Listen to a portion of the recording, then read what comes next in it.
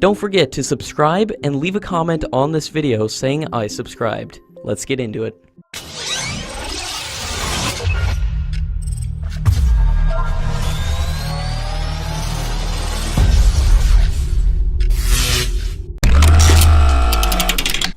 While talking about the next version of the Tejas jet fighter, the Mark-1A, the chairman of DRDO Dr. Christopher has said that the final design of the aircraft has been completed. Hindustan Aeronautics Limited is looking to import the active electronically scanned array radar for the aircraft, even as the radar developed by the DRDO will be tested next month. The Indian Air Force is looking at 83 Mark-1A aircraft, with 59 improvements over the existing Tejas. The Indian Air Force has projected a requirement for 324 fighter jets over 15 years, and has officially indicated that it needs the Tejas Mark-2 to be a medium combat aircraft, which will carry a more powerful engine, and weigh almost 20% heavier than the present Tejas jet fighter.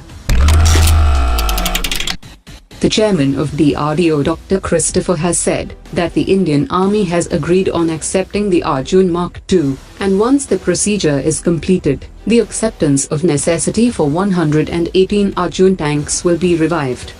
A total of 93 modifications have been done on the first version of the tank, and it have completed 4,000 kilometers of test run in order to test the upgrades.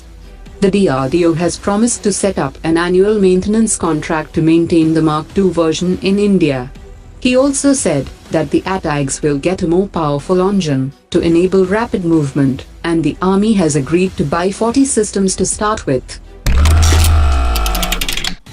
Indian Army officers, a delegation from US, and representatives of BAE Systems came to attend the restarting of the tests of M777 howitzers.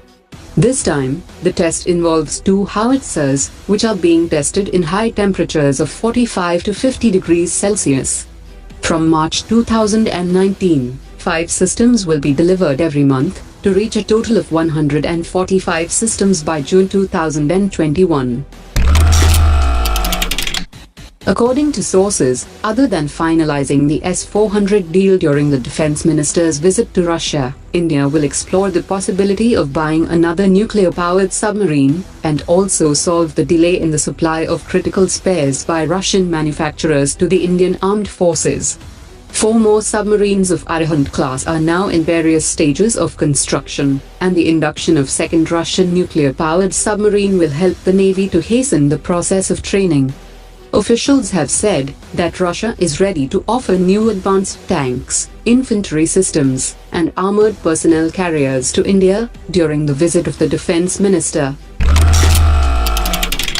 India and the US have decided to set up a joint defense innovation center, where the scientists of both countries could work together, which will facilitate the transfer of military technology to strengthen the Indian Armed Forces. India and the United States are also planning a bilateral amphibious exercise, in which all the 3 forces could be involved.